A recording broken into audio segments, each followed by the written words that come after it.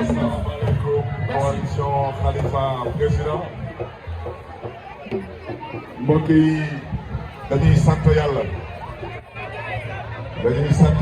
parce que dimanche incha allah bojo yi dinañ xam ne lu yàlla santaane mooy dañ julli incha allah mbokk yi xeebuñu kenn wante dimanche askanu Sénégal ñoom ñoo am rendez-vous ak seen destin benn candidat bi mooy candidat mooy kuy wut troisième mandat wu Macky Sall te troisième mandat bi koy tere Sénégal xam ngeen ku may wax kooku am naa yaakaar askanu Sénégal duñ ko topp parce que lu ñu lank bañ ne Macky Sall duñ ko may troisième mandat gi sunu tax moom ñu koy jox troisième mandat par procuration. beneen bi campagne bi yëpp nag waxuma beneen bi mooy candidat bi ñu jiital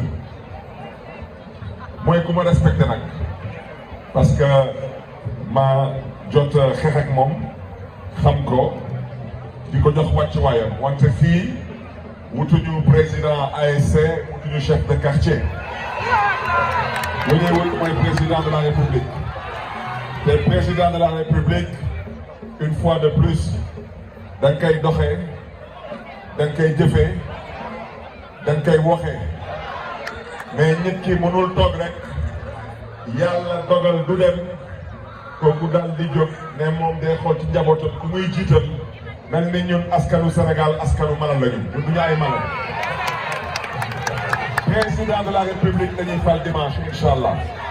le prochain président de la République du Sénégal mi ngi nii mooy Khalifa Ababacar Sall.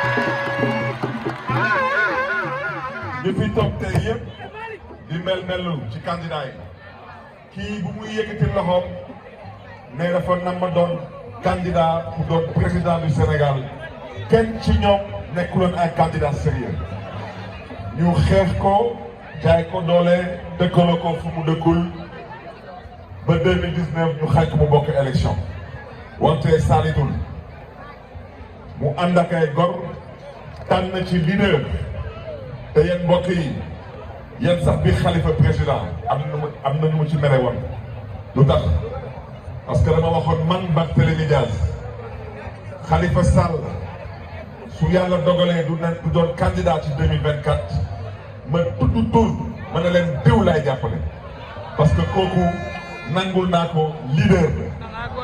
wante ku dul leader du ñu nangu ngay doon président du Sénégal kooku dafa bëgg a wax ci leer léegi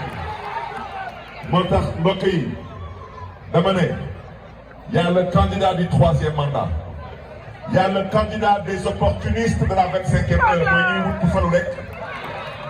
balaa may dee ñu ne dañuy jàppale diw te mosuñu ko gis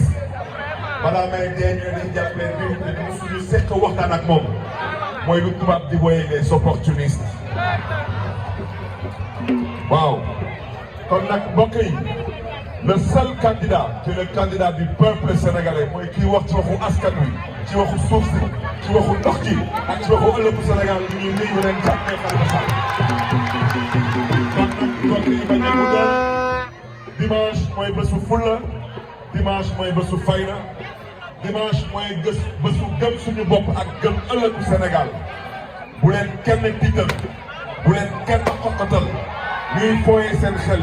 leen yàlla may xolu muñ ñeneen ñi nag ñuy petit camp seen xel yi leen yàlla may xolu muñ ñu bëgg sax dem ba di ping-pongee seen xel leen yàlla may xolu muñ ñoom ngeen demee ak fulla ak fayda te dimanche ngeen fal Khalifa Sall président de la République du Sénégal ndax xam nga ne fépp Sénégal bi te fu may tànn may féliciter le maire de Grand Yoff Pape Madiop Diop